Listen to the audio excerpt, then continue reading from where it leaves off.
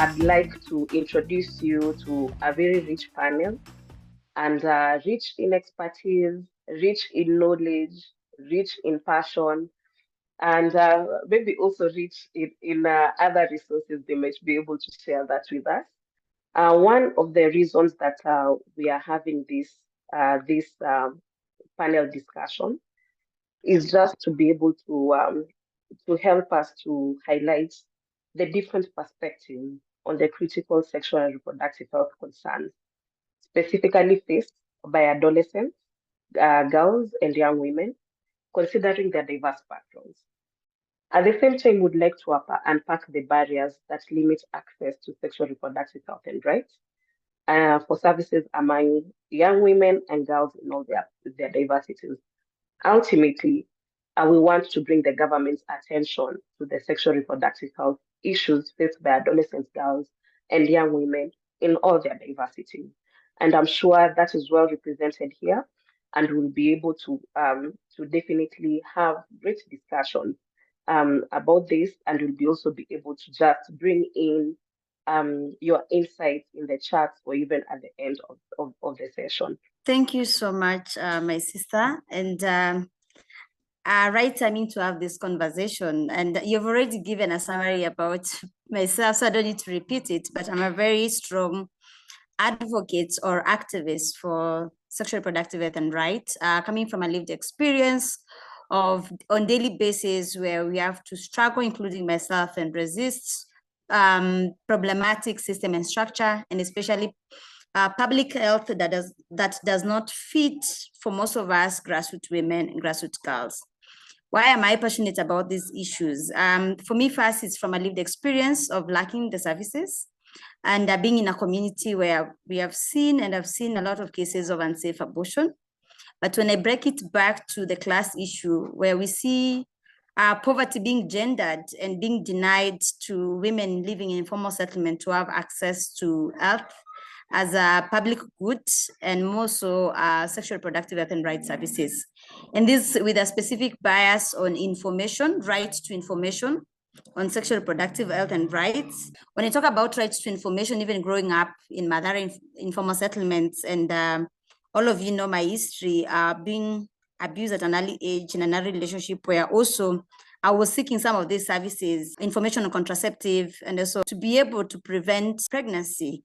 And being with this layer of intersecting violation that was lacking the SRHR services, being in a place where I was going through violence.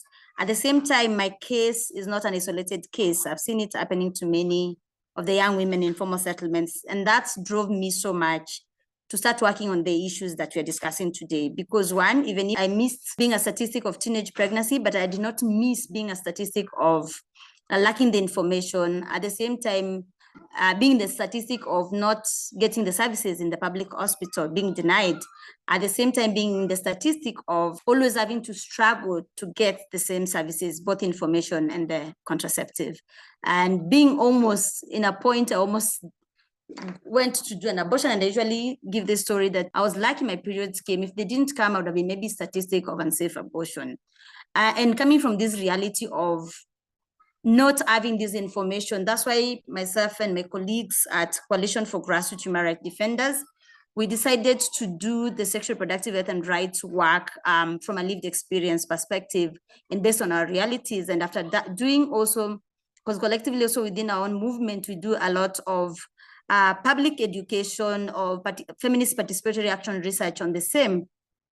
We realized that this is a struggle that has been left to a certain class of discussion or class of people. But for us, we're like, we have to do something in our community to be able to ensure that adolescents have the information.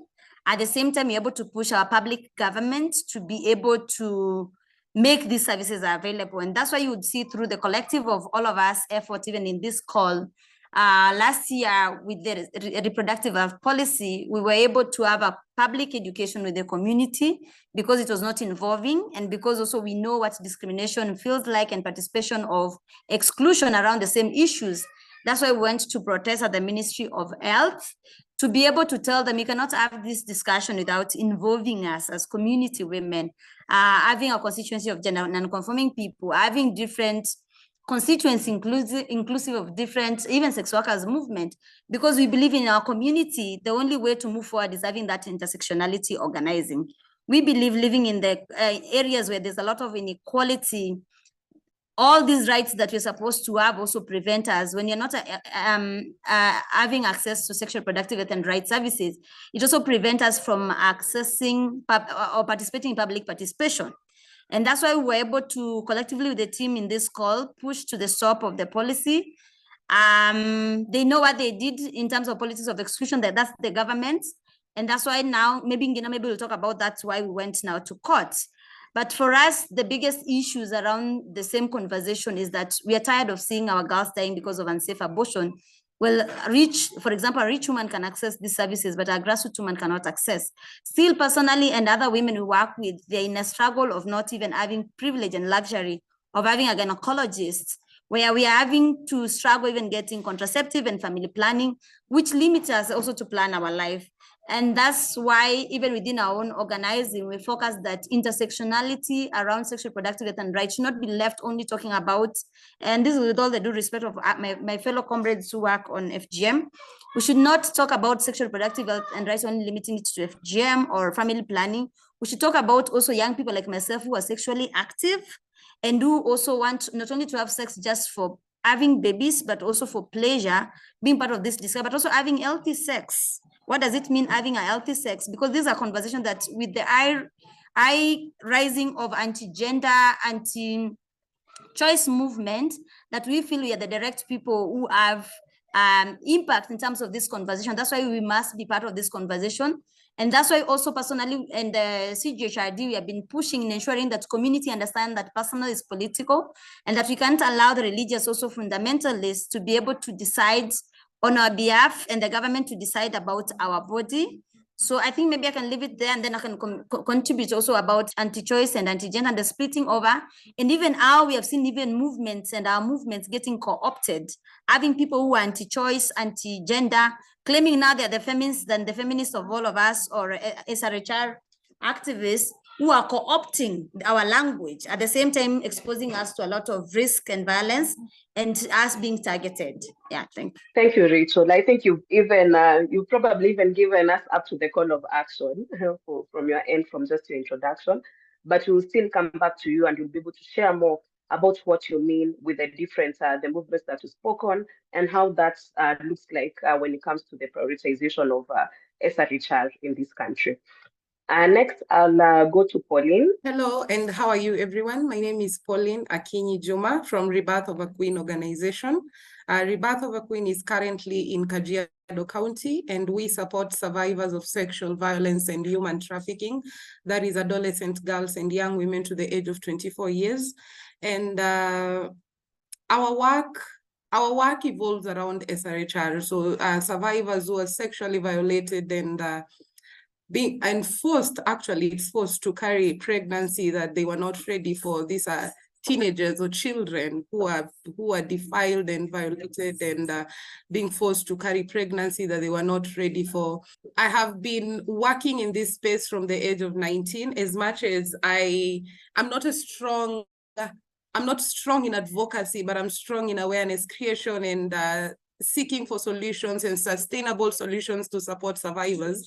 Because for me, it's one thing to be a young woman in this country. It's one thing to be a girl and a young woman in this country. It's another thing to have to live with the trauma of being sexually violated and not accessing even services, sexual health rights services as a girl, because number one, you come from a poor background. Number two, as women or as girls in this country, we really do not have a voice to even speak about our issues. You know, sometimes I wonder why we have to let other people decide what kind of family planning we are supposed to have, what kind of services we are supposed to get. And so my work in Rebirth of a Queen is basically to remind the girls and to remind the young women and to, I would say, scream to the local healthcare centers around our safe homes that, you know, these girls deserve to get the services they want. These girls deserve to even access safe maternal services, because most of the time when we are taking girls in the for delivery, these are children, and you go to the hospital and they get traumatized more.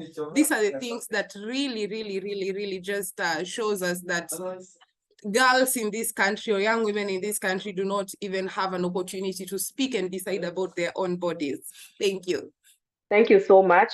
And I also have to say, Pauline, you are definitely strong also in advocacy. From what you spoke about, you know the rights that you want in the community that want to be achieved, and you've been able to name them and actually move forward to be able to have them fulfilled. So definitely, your advocacy is also as strong as the other work that you're doing in the community. So I would want now to welcome Gina.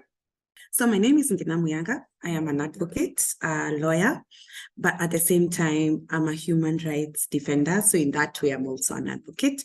An ardent, as Amina said, an ardent human rights defender, in particular when it comes to women and girls. But that doesn't mean to say I don't advocate for any other group that is in need. I also co-sign on the Loving Soft Life. Yeah, but I am happy to be here with you. I associate myself fully and completely with the comments of my panelists, Mwikali and Pauline, on why SRHR is still important. Thank you so much. So thank you so much, Ngina. Now we'll go to Molen. My name is Molen Onyango. I'm a social programs specialist dealing with gender social inclusion and SRHR. Currently working with MSAKE. MSAKE is a Medical Students Association with Kenya. So my work at MSAKE is to advocate for safe abortion rights. And we work mostly with medical students. When I speak medical students, we have the doctors, we have the nurses, pharmacists, and we also bring in together clinical med. And we also work with the legal students, and we are currently working also looking at journalists. And we are taking a very different approach. Our approach is like, we want to shape these providers before they go to the medical field, because it's very important for the medical personnel, for the medical providers, as service providers, to know that they're supposed to offer these services without bias, because you find there are some biases that comes through religion or something like that. But we want to shape them so that as they go to the field, they know that they're supposed to offer these services in a point where their religious background do not allow them to offer the services. Then they're in a position to refer, because that is what the ethics is all about in the medical space. So I just want to leave you with that. As we go into this discussion, a little story, a story of a young girl. A young girl, she got pregnant. She had a boyfriend, got pregnant. Then at some point, she started feeling some pain. The boyfriend was not around. She was staying with the boyfriend. The boyfriend was not around. So she called the boyfriend comes. They go to the hospital. She's still in pain. Then the doctor examines her in a very crude way. Then the doctor says, you have ectopic pregnancy. This girl was educated. She's gone up to master's level. And by the time she realized she was pregnant, she started researching, thanks to Google. She started researching all the signs of pregnancies and what am I supposed to feel. This was her first pregnancy. Then she studied what is ectopic pregnancy. All the things, when you Google, you get a lot of information. So when they go to the doctor tells them that you have ectopic pregnancy. She was like, I'm not supposed to be feeling this if it is an ectopic pregnancy. Then she convinced the boyfriend back then, give us a referral to go to Kenyatta National Hospital. And also, at that time, the doctor wanted to take them to the theater so that she can be operated, and money was needed, 10,000 shillings. They didn't have. The boyfriend had just started working. The girl was not working. So because they don't have 10,000, And also to go to the theater, they had to wait until the following day morning because this theater in this hospital is not working at night. So they have to wait. Remember, she's in pain. Now they'd say with the boyfriend, give us a referral because it's a 24 hours, we can be able to be assisted. The doctor gives them referral to Kenyatta National Hospital. They go back home. They sleep with the painkillers that were not working. They stayed the following day, they went to a different hospital. Now they were checked, they were scanned. Remember, the first doctor didn't even do any scanning. The doctor used some orthodox methods to examine her. So this second hospital, she was taken to for scan, and the doctor says, the baby is very well positioned. She's 10 weeks pregnant.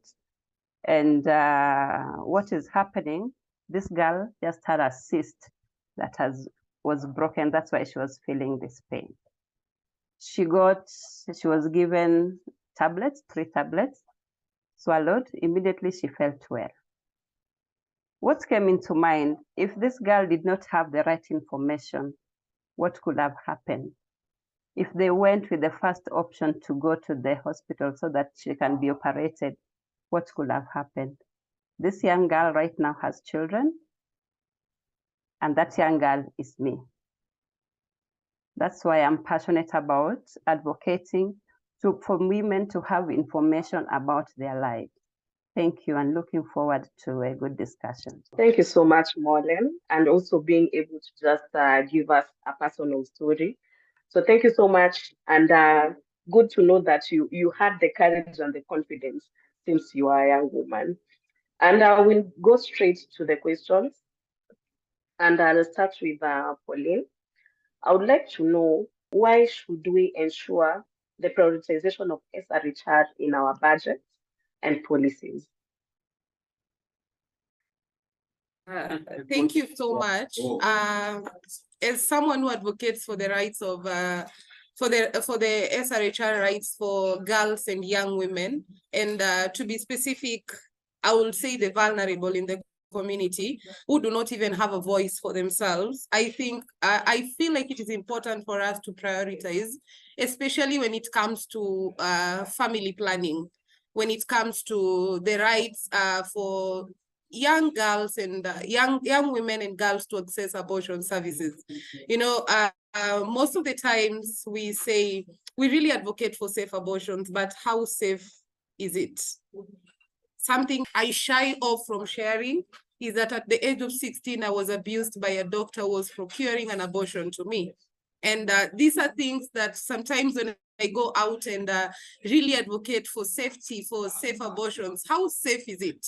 How safe is even for a young woman or for a girl to really access those services when, number one, it feels like it's demonic. Anytime I speak about it, I'm put in a box where Pauline is a demonic person. Pauline does not really respect life. But I was 16 when I was violated. I didn't know what to do. The only solution I had was to access the services. But here I am in the hands of someone who again violates me. So I'm really passionate about sexual reproductive health, especially for young women and girls who are really vulnerable, and to even support the young girls and women learn how to speak for their own self, how to advocate for their own issues, how to simply go to a family planning center or a hospital and tell them, I am not able to use this, I can use this, or this is the issue I have. So is it okay you give me the solution? Because most of the time we go to the health centers and we are told, Pauline, you will use, I think, the 3 months one, and you end up bleeding for 2 months. You end up developing mental health issues. No one really takes time to sit down and advise a young woman, especially one who comes from a vulnerable background. No one really takes time and sit down with us and give us options. We do not get options. Most of the times we go to, the community healthcare centers, or where there is an awareness, and you're just being told, you use this or use this, you cannot use this, this is too expensive.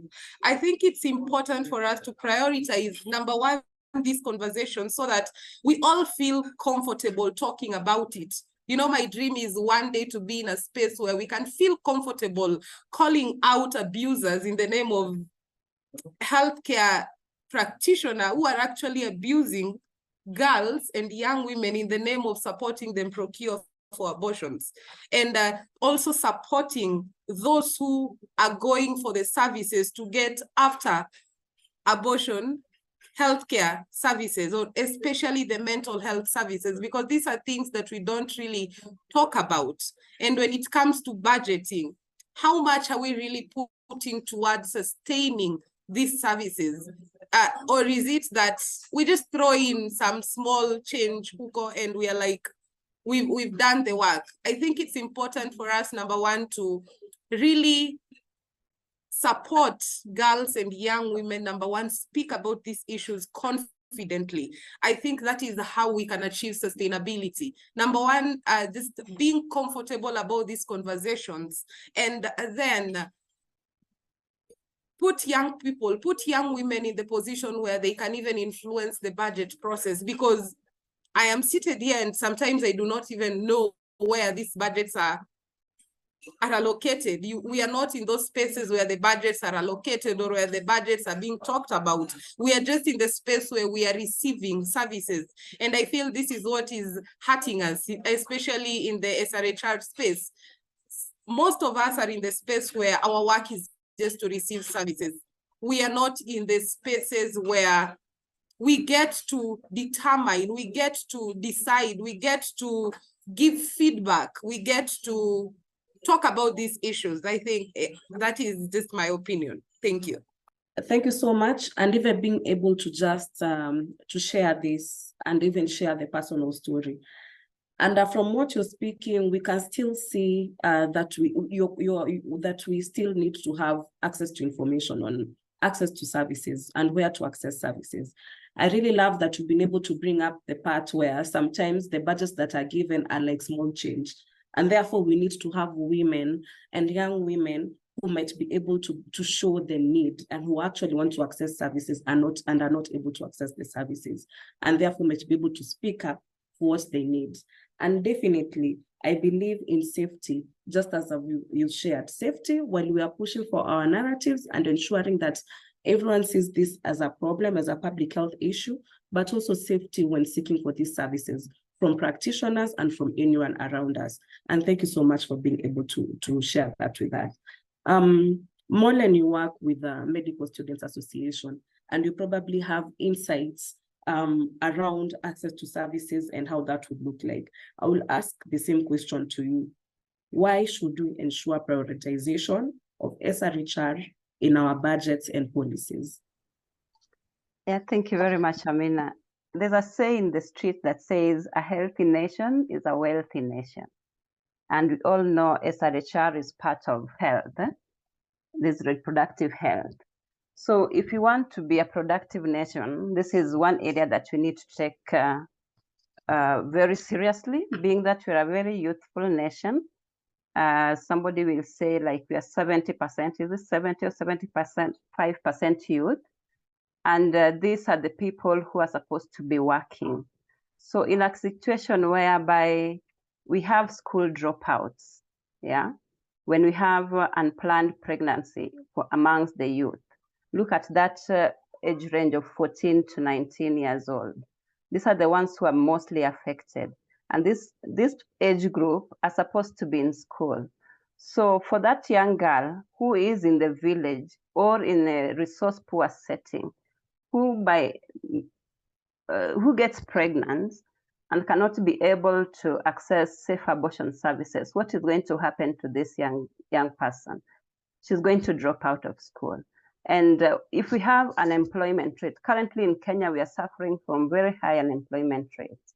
If unsafe abortions or unintended pregnancy is going to contribute to unemployment as well, where are we going to be as a country? But importantly, Kenya is a signatory to very global and, of course, national policies or treaties. For example, our constitution talks about the right to health, that we should be able to access it. And also you look at the Maputo Protocol, for example, it talks of Article 14, where Kenya is a signatory to it. It talks about the right to various reproductive health areas, such as the right to fertility. So if we do not prioritize this SRHR into our budgets, how are we going to achieve the various global development goals that we are signatories to? Yeah, we can only achieve it if we have it in our budget. But also remember, in Kenya, we do not budget something that we do not prioritize. Yeah, that's why I like this political prioritization, this dialogue right now. Because as much as we do not want to talk about it, everything in our lives here in Kenya revolves around politics. If we do not have the right politics to talk about SRHR, nobody's going to budget about it. Yeah, right now, if we talk about the health budget that was passed, and we do analysis, the budget analysis, we find what allocation was given to sexual reproductive health, then correlate it to what the needs that we have currently in Kenya that is supposed to be achieved vis-a-vis that budget. You will find the budget is very little. So long as we do not have the politics around, we are not talking about the politics of SRHR, we will not have it in our budget. But it is important for us to have it in the budget. Like, look at the manifesto of the UDA, that is the current government. Tell me if it was talking about anything on SRHR. So if it's not talking about it in the manifesto, how is it going to get into the budget? Because it's not a priority to them. You budget what is prioritized, but it's important for us to budget that so that we can have a healthy working nation that is going to contribute to nation building. Let me leave it at that, but this is a very wide discussion that we will continue having. Thank you. Thank you so much, Ngina. And you bring in the aspect of civic engagement. We most of the time lack knowledge about how to engage in various civic spaces, and we separate ourselves as SRHR and the politics that go around, while these politics also bring in the aspects of budgeting and that. So thank you so much for that. I'll go to the next panelists, and this I'll ask Ngina. Why has Kenya failed to translate SRHR into consistent political prioritization, despite a surge in interest in SRHR by the global community? We can start looking at it from what is our gender equality track record as a country right now. And that is not to say that SRHR is a woman's only issue, but as Mwikali said in her introduction, women get disproportionately affected by lack of access to services, lack of access to information. One, because of the way our society is set up as a very patriarchal society.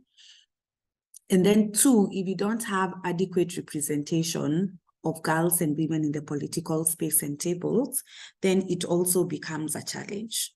So what has happened, again, referring back to Mwikali in her introduction, is that there's a lot of misinformation and disinformation and also malinformation, such that you find when it comes to SRHR, even the decision makers are working off of either three: mal, or disinformation.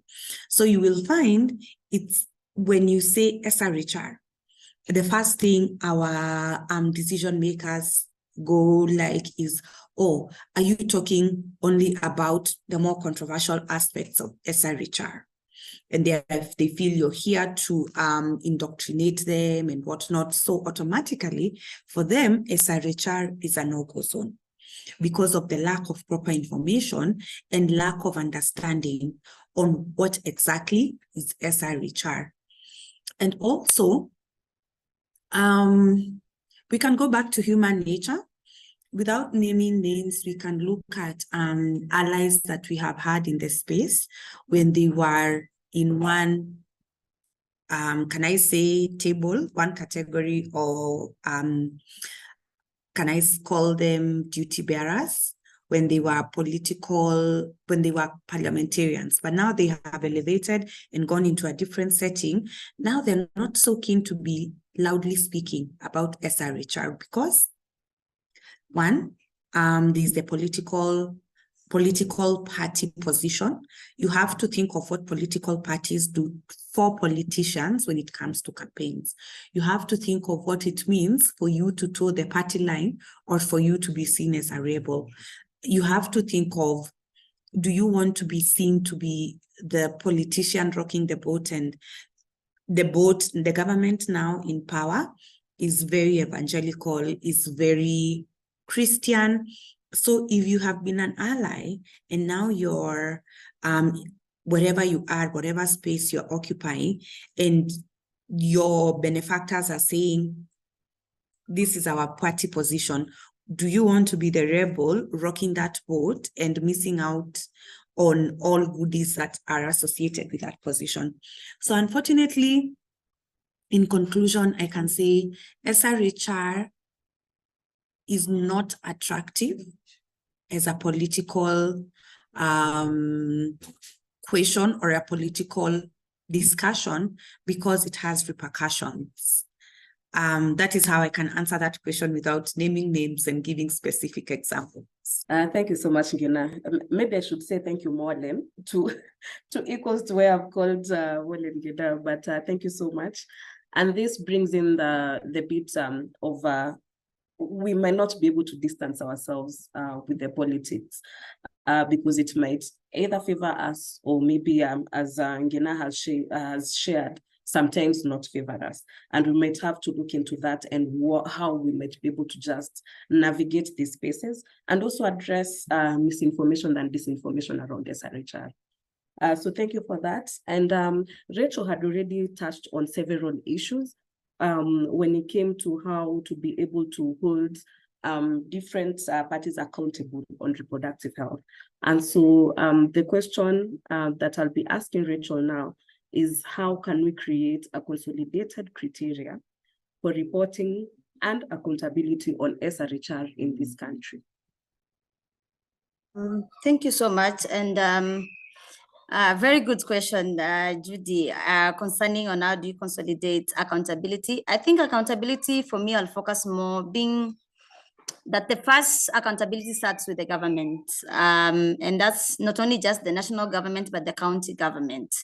I feel that as much as we're focusing in ensuring there's accountability in the national government, we should also put pressure on the county government. And this accountability comes for what some of the panelists, amazing panels, have said.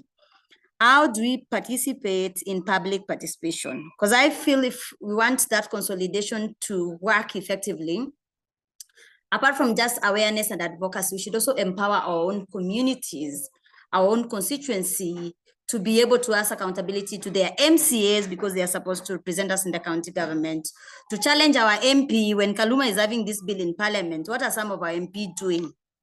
And all of us, we are voters within our own constituency. So even us, if you ask me, a part of also as a citizen, as much as we have a right to something, but also we have a responsibility to defend the constitution.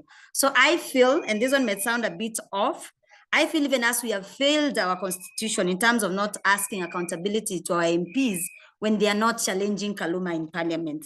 So if you want a consolidated forefront in such a way that our SRHR issues are being fronted in a more that is consolidated, we should also push pressure. We should put pressure to our MP, our MCAs within the county levels, and also the women representatives, even the Senate, because also there are different layers. So for me, I feel that if we shy away, and I like what someone else was saying, I know there's a lot of also politics around funding where there's anti-lobbying clause and everything, but we should also center it as a personal political war because we are in war.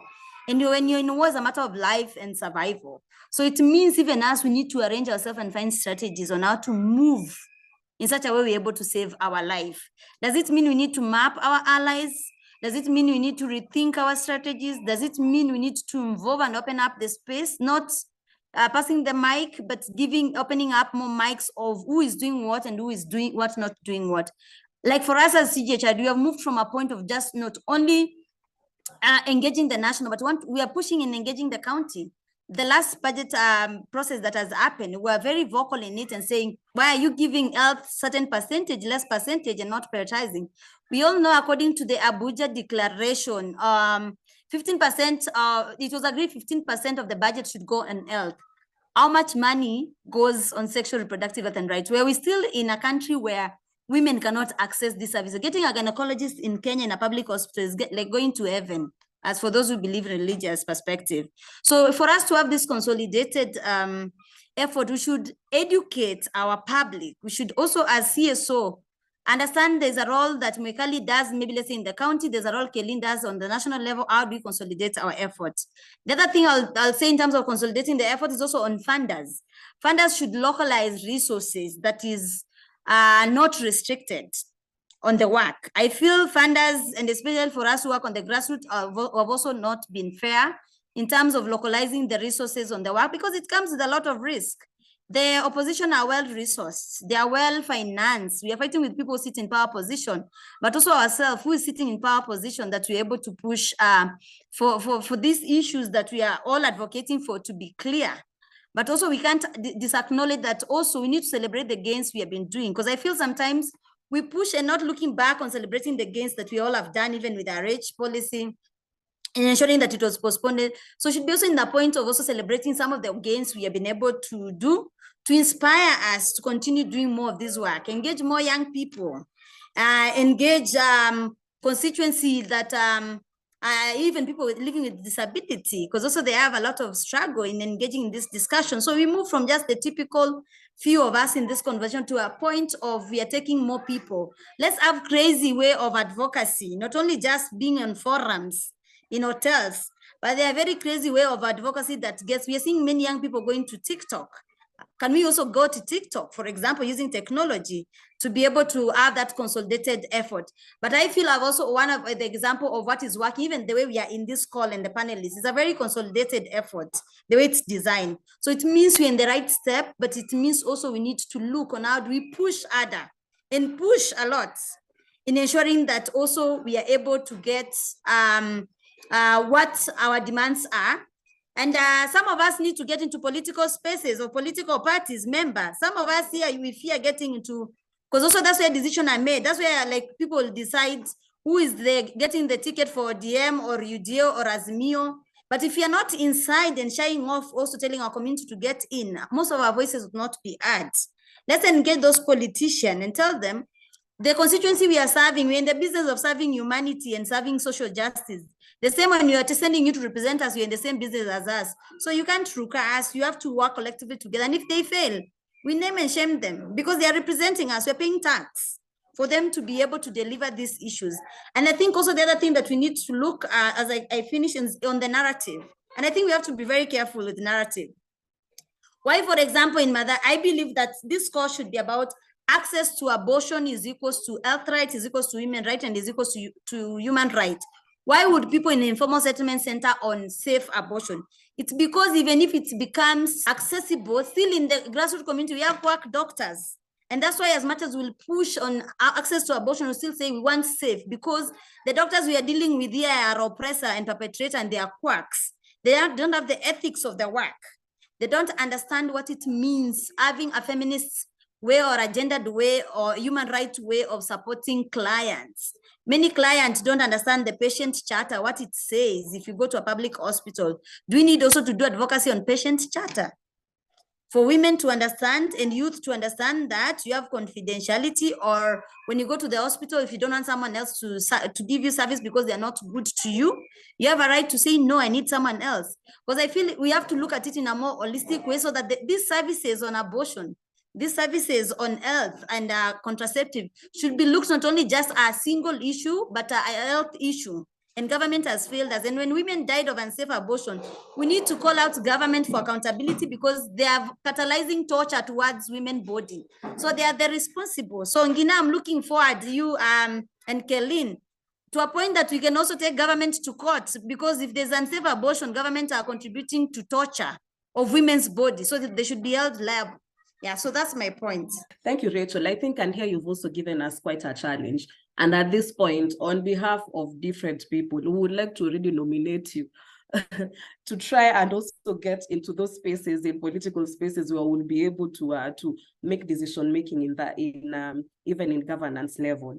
And I for sure agree in the fact that we can no longer continue with the way we do our advocacy. We cannot only do it at grassroots level, at board meetings. We need to go to grassroots level for accountability. We need to get into unconventional spaces like TikTok. We might not be able to maybe do that TikTok, but we know people around us who might be able to do that.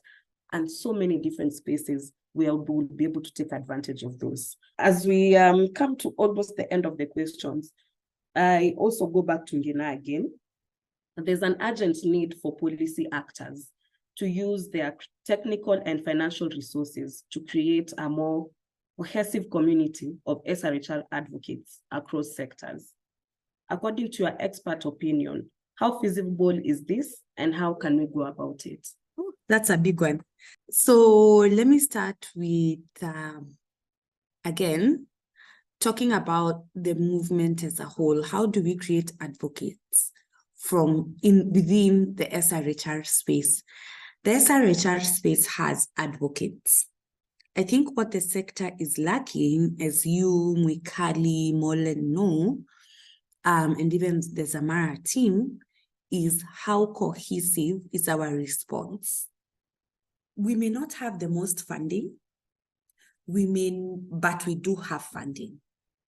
I think what is lacking is just being strategic in how we work, being strategic in how we deploy the few resources that are amongst us as partners to amplify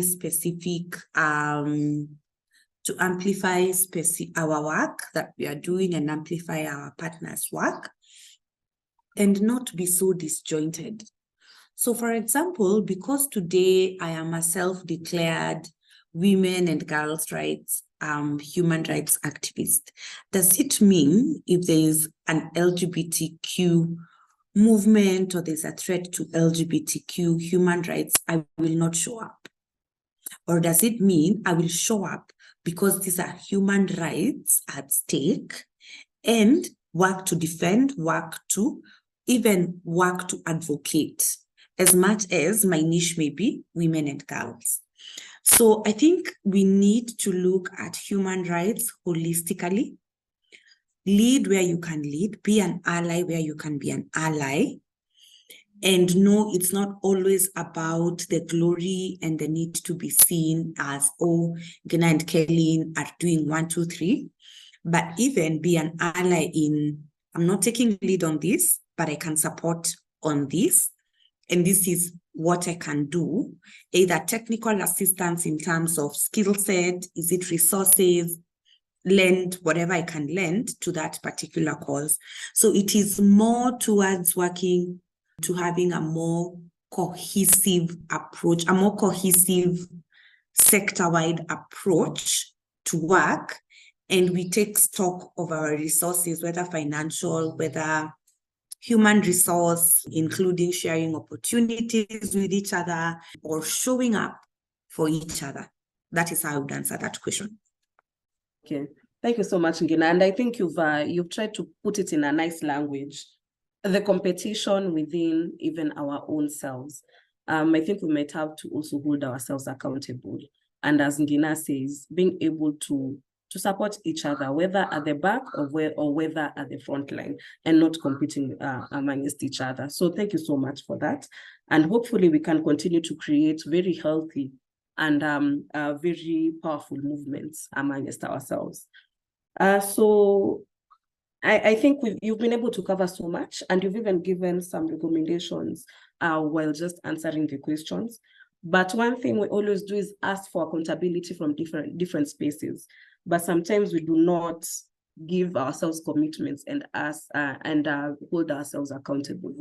So my next question is for every panelist, and maybe you can just take maybe a minute each and just tell us what is your commitment towards creating sustainable prioritization of SRHR in Kenya, And how are you going to hold yourself accountable? Thank you very much, Amina. You said we have to hold ourselves to account, not just talking. For me personally, I'll continue to use research. And when I say research, I don't mean primary research where you go out to collect data. You can also do research from when you're sitting in the comfort of your home, so your hostel, if you're a student, whatever, just to understand what is happening regionally and globally. What are countries doing better to advocate for SRHR that you can adopt to our different workings? So that is what I'll continue to do, and just empower myself. It's called what? When you read, you expand your breadth of understanding and knowledge. So that is what I commit to continue doing, and also the conversations that I continue to have. I want to have these conversations freely without fearing, like somebody's going to judge me, like say, because I'm advocating for safe abortion, I don't support life. So I want to continue having these conversations freely without fear of contradiction. Yeah, thank you. Pauline? I would say, for me, when I came to these spaces at the age of 19, when I was figuring out life in a domestic violence situation, I gave my life to this space. I gave my life to advocate for my rights. Let me start with myself, for my rights that I was denied when I was little and I didn't know life. So I gave my life to advocate for these issues unapologetically. And as you read my bio, you read something that I am someone who's open to learning. So I'm always open to learn in these spaces as much as sometimes it has very complicated languages, but I'm here. Molena said something about learning and, seeking for knowledge and doing research. So that is what I do every day. And also just getting feedback from girls that are in our safe house. Sometimes when we are having this conversation, you get to learn a lot from them. You get to learn challenges and, the small wins from their own perspective. So this is something that I commit myself every day to do. And something that I'll always commit is to ensure the rights of, survivors of sexual violence and human trafficking, girls and young women, to ensure that their rights and their voices are heard in our own ways. We don't have to be the best people in public speaking. We can be the best people in drawing our own bodies and painting it and, mentioning it and speaking unapologetically. Because if we do this one step at a time, I think we are getting there. But we have to remain unapologetic. We have to, just like Molena said, without having to be discriminated. But again, some of us have given our lives to carry the burden of being discriminated. We carry it unapologetically, because if we do not speak about these uncomfortable issues, then I think we are losing more young girls and women into issues that we can actually prevent. So for me, my space will always be in awareness creation. My space will be in the safe house to support survivors, as I also learn to be in spaces like where Rachel Mwikali is. Rachel Mwikali is in spaces that I admire as a person. As we are planning, as we are learning, as we are growing to get there, I commit to advocate in this space that I am in right now. Do it unapologetically. I will do it afraid, but I will still do it. Thank you. And Rachel, what is your commitment? On my side, I commit to continue with the struggle. As we all say, the struggle continues. But bringing more Rachel, not one Rachel as a person, but having more Rachel within the space. The other thing I commit is not being shying away from the public media to educate the public. So I believe I should continue on all of us. And for me, I believe it's not just a Rachel person, it's our collective action, because also I need also to be held accountable by the movement and all of you in the community we are serving. Just being there also to be held accountable by the movement. I'm happy to get those accountability. We are doing this while you're not doing the way the struggle values proclaim. The other thing that I'll want to commit, even within the leadership I hold in CGHRD or Pussy Power or in any other space, that we will continue moving the cause forward. Please invite us to your space. Let's collaborate. Let's network together to push the cause forward. And I commit to be calling out people who are co-opting our movement. But at the same time, I'm going to co-opt the opposition. So I think this is something also we need to learn, even ourselves, that we need to co-opt opposition. Opposition are co-opting us. So let's commit also to co-opt them. I commit to take up leadership position that I know will be useful for our cause. So I expect that if you see me in any space, just know SRHR, I'm there, and it's always my first priority, even as an activist, in terms of the protection of activists working on the same sector. But we can only do this together. I can't say I can do it alone. If all of you don't hold me, also I can't do it alone. So we have to do it collectively together. I'm also there to hold the space for others to continue with the work that we have to do until we are all free. Because we are not fighting for others, we are fighting also for ourselves. So I'm committing to continue fighting for myself, to have these services that I advocate, not to advocate for others and I'm not getting the services. Thank you. Thank you so much. When it comes to holding each other accountable, already in our movement, we need to be able to speak each other and not about each other, and also just hold ourselves accountable with love. I think we are able to just maybe call me and tell me this is not how it's supposed to be, or Rachel, this maybe how about you do it this way, because we are all moving towards the same goal. So thank you so much for that. Ngina? Let me just pick up on something Wikali has said in terms of being held accountable as a person and as scaling, one, to the levels of standards to which you as our partners hold us accountable, especially when it comes to litigation and just speaking and being at the forefront of things. So I think I can confidently say as Kellen and as Gena, we are happy to be held accountable because that also pushes us to do better. I think the commitment I can give over and above that is that as Ngena and as Kellen, we will continue doing what we have always done. We have seen the benefits, slow but sure. We have seen the changes. We will also keep working to be more innovative, not to do the same old things that maybe have not yielded the results we want, but we will keep pushing and changing and reinventing how we are working, who we are engaging with. And as Mwikali has said, people co-opting us, we will also co-opt them, right? It is not just one way.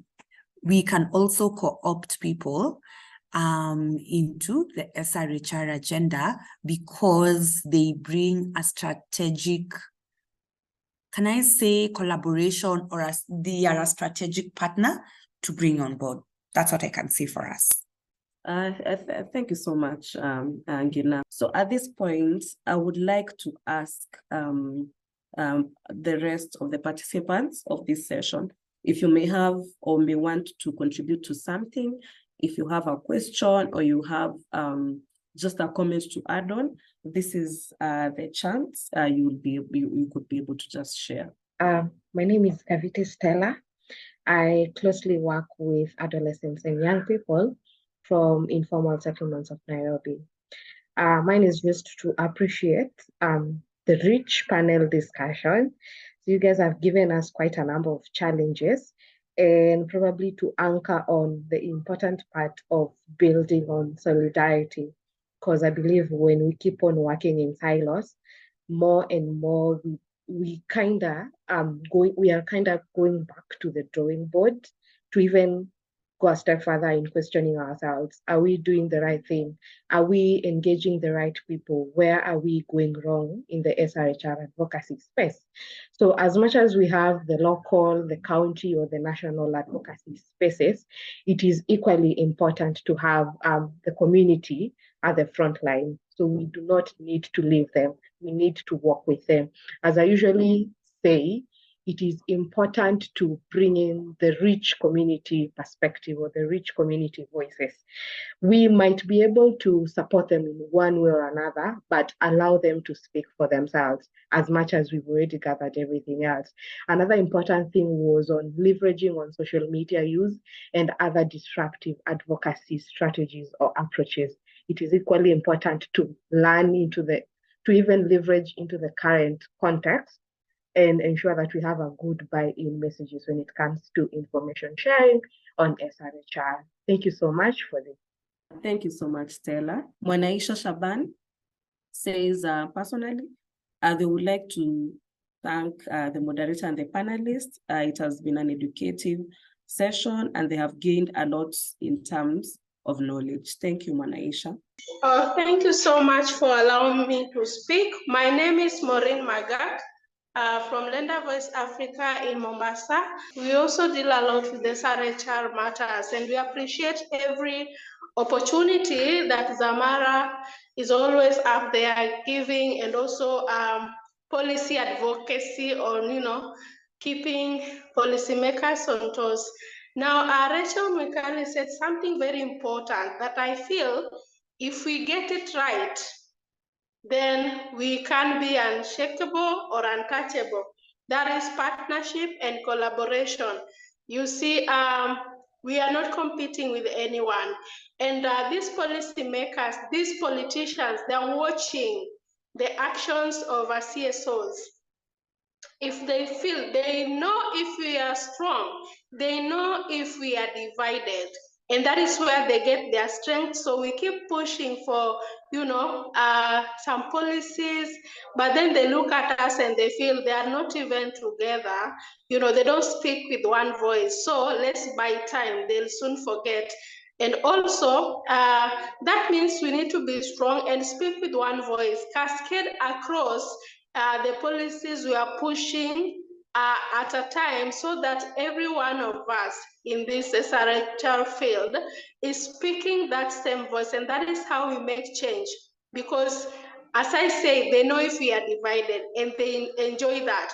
The politicians will do anything to buy time for them to enjoy themselves away from doing anything that will benefit Mwananchi, not knowing, yes, they are Mwananchi. The only difference is they hold the upper hand and they have, So my call to us all, please, let's cascade the policy advocacies that we have. Let's join hands and let's not put any divide over hili shirika linalo, hili shirika lilianza juzi. It doesn't matter. We cannot compete, because the moment you are running an organization, whether employed or you're a founder, is bigger than you. It is for community, it is for change, bigger than you. So thank you so much for this space, and we keep engaging. SRHR matters a lot. Thank you so much, and big up to everyone in the SRHR field. Thank you so much. Thank you so much, Maureen. And for the punchline, SRHR matters. Scarlett is back, and I think you can unmute yourself and share with us. Thank you so much, Judy. My name is Scarlett Ima from Queer Women HRDs, and I'm so grateful to have joined this conversation, and the panels were on fire. So maybe just to highlight something that Pauline mentioned on how lack of sexual and reproductive health and health services can actually cause mental health issues. Personally, from my lived experience, I have really struggled with mental health because at some point in my life, I lacked access to SRHR services. So my call to action would be to the stakeholders in this space to try and allocate resources to mental health wellness, because most women are struggling with mental health and they can't even afford it, or they don't even have information on how to go about it. Yeah, that is all I wanted to share. Thank you. Thank you so much, Ima. And I think sometimes we don't always connect SRHR and mental health, while it's something that is very significant. And even research has showed different issues affecting reproductive health of women especially, and how it might affect their mental health.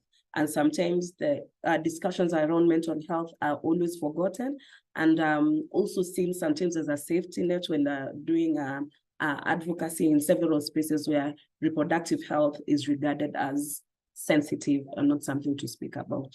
So thank you for being able to bring that out. At this moment, maybe we could just have one last contribution, and then we could already head to closing. I can see on the chat that Helen Buke had shared that collaboration is key rather than competition, echoing also what Maureen was able to say.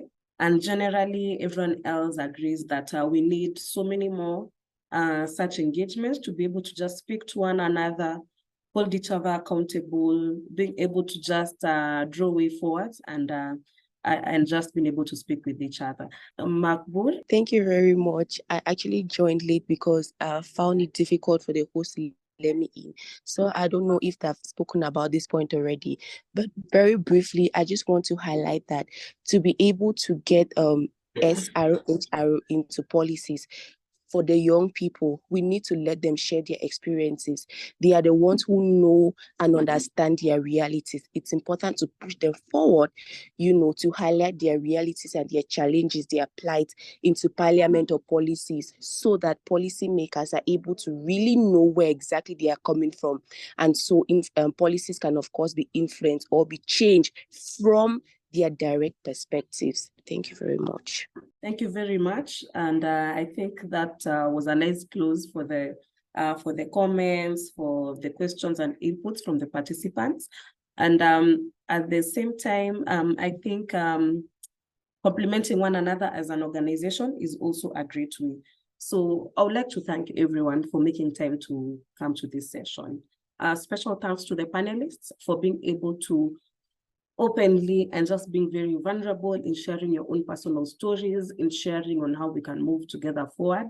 I have really loved to be able to moderate and just hearing your stories and hearing what you're doing and what we can do together. And I feel that this is a general consensus from the whole team on how we've been able to have this session. I see Nancy is requesting for us to do a group photo.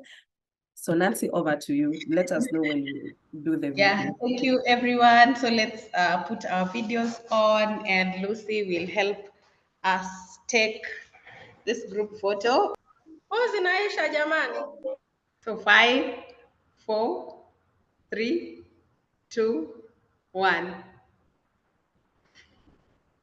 Sawa.